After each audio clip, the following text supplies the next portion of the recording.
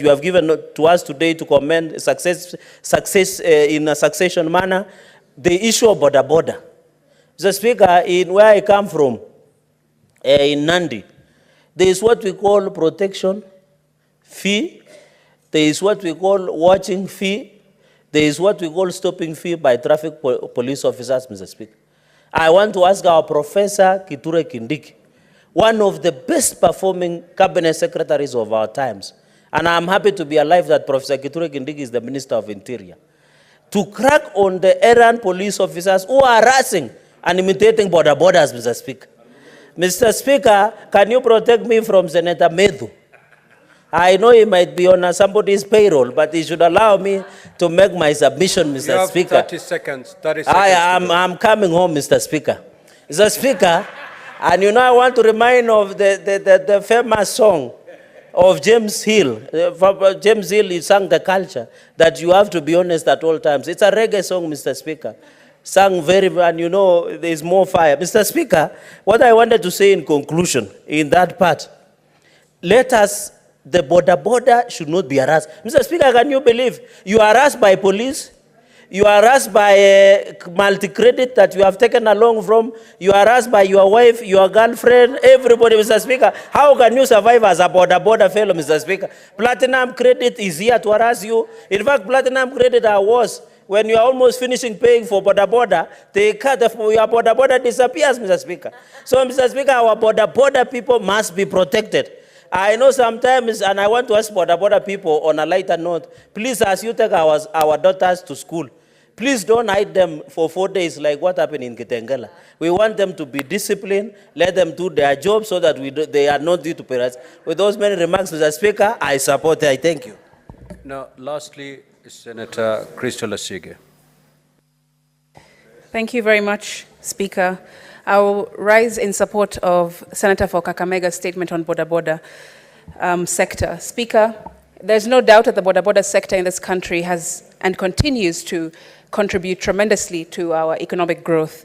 I mean, in the SME ecosystem itself, it has been the one major factor of many SMEs being able to do business easily, and to be able to transport their goods and services across the country.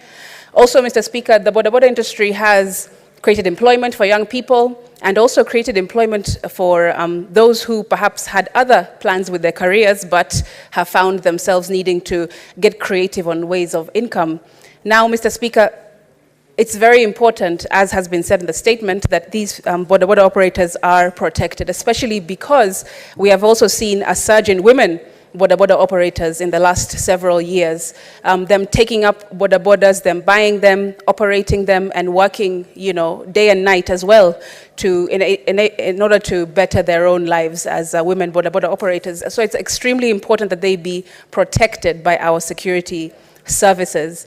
And Mr. Speaker, on the flip side of that, it is a double-edged sword, this matter of the border industry, because they also are being used to conduct criminal activity and being used in very duplicitous ways, unfortunately. So as we continue to, through the Senator's statement, look for protection for border operators, both men and women, we also need to look at how are they also being disciplined at the same time, so that the users of borders can also feel safe when engaging with these operators. Mr. Speaker, it's very important. We also, of course, know that borders conduct these criminal activities specifically around attacking or petty crime for women and young girls in the country, because they're the most vulnerable, as well as people with disabilities. So this needs to take a double-edged sort of approach, and for both sides of the coin to be protected, Speaker. I also want to stand in support of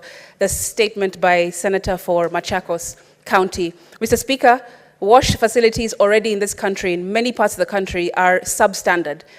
Sometimes it's not even available at all in many of our schools, especially in the rural areas, Speaker.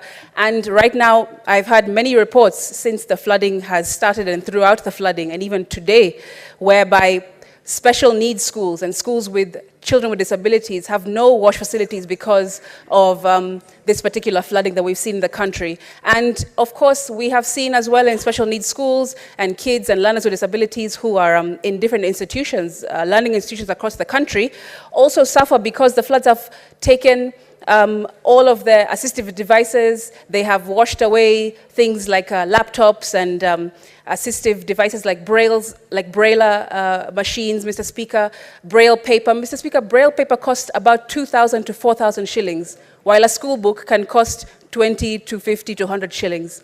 And those have been completely destroyed by the floods. Also, Mr. Speaker, braillers cost around 200,000 shillings for a child with visual impairment to be able to write in school, when a pen or a pencil costs 5 to 10 shillings. So you see the cost that kids and learners with disabilities are having to pay because of the floods are exponentially higher than non-disabled learning institutions. Although all of them, of course, are very important to look into, I would hope that the Senator for Machakos would dig deeper into how the floods have cost the learning institutions that hold or school children with disabilities in the country, because it's a really big effect and no one is talking about them.